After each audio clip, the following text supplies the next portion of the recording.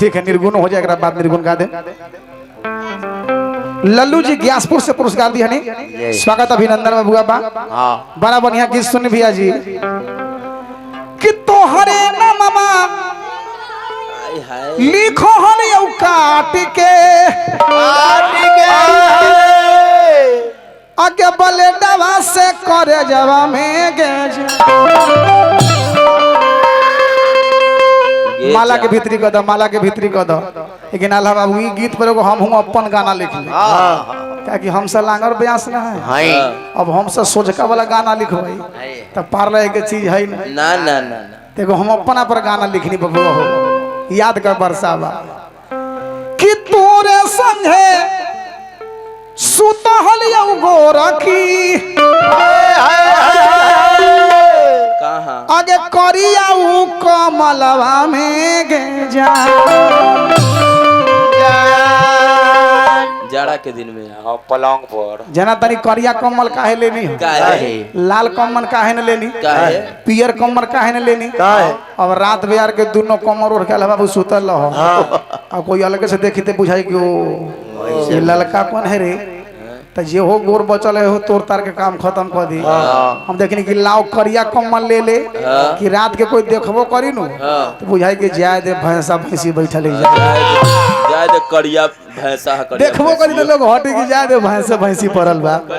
इहे खातिर गीत लिखाई मदन भाई कि तोहरे संग है सुतहलियौ गोरखी करियाऊ कमलवा में गे जान तोहरे संगे सुतहलियौ गोरखी करियाऊ कमलवा में गे जान तोहरे संग है सुतहलियौ गोरखी करियाऊ कमलवा में गे जान तोहरे संगे सुतहलियौ गोरखी करियाऊ कमलवा में गे जान। आई तो पैसा लेवे कर लेकिन याद करता ही उमेश बाबू हो उमेश बाबू तोरे से पैसा ले लेके तोहरे खियावा हलियौ गोरखी तोहरे खियावा हलियौ गोरखी आगे मुठिया अपन केलवा के गे जा याद कर मुठिया अपन केलवा के गे जा तोहरे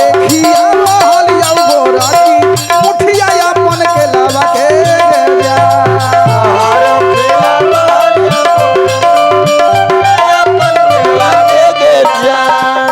हो मुझे जीने नहीं देती है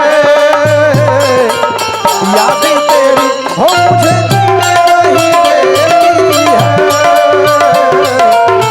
याद तेरी सुन के आजा तू आजा सुन के आजा तू आजा आवाज मेरी हो मुझे जीने नहीं देती है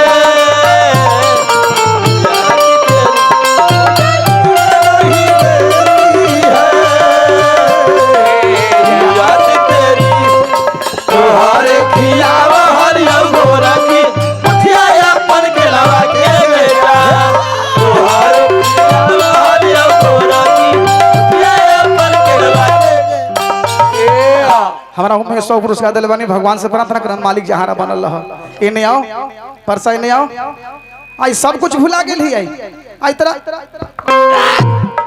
तू ना मानबे तू मार के तू ना मानबे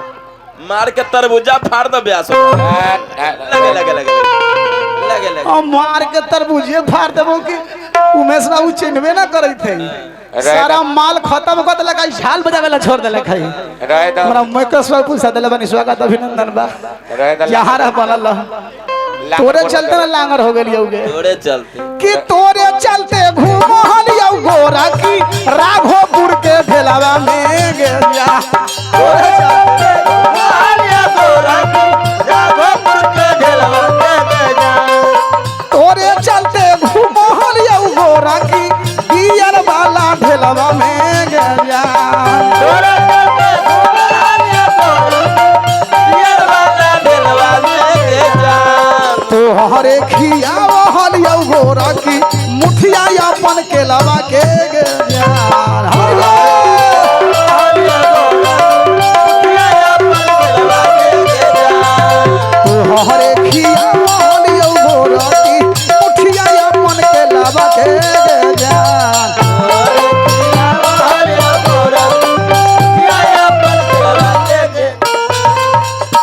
कितना बढ़िया बात कहनी हमारा मुकेश भाई।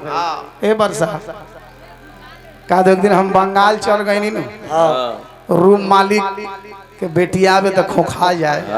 खोखी आ जाए तो खोखा जाए। तो बंगाली में का दो लड़की के खोखी कहल जाए थे। तो हम तो बंगाल में चल गेली। ई देखले कि जब लंगड़ा बंगाल गेल तो ई लोथा काहे रहे। तो ई हरियाणा पंजाब चल गेल। घुसकैत यानी दोनों आदमी तो वही है भैया जी। हम केकरा शिकायत करी भैया, केकरा शिकायत करबो।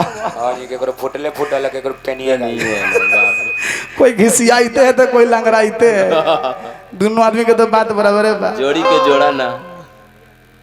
कन्हैया कुमार जी पुरस्कार दिया नहीं है। कोई 50 है तो कोई 100 है। भगवान के बनावल, भगवान के प्रार्थना करम कि मालिक दोनों के रोजगार चलते रहे।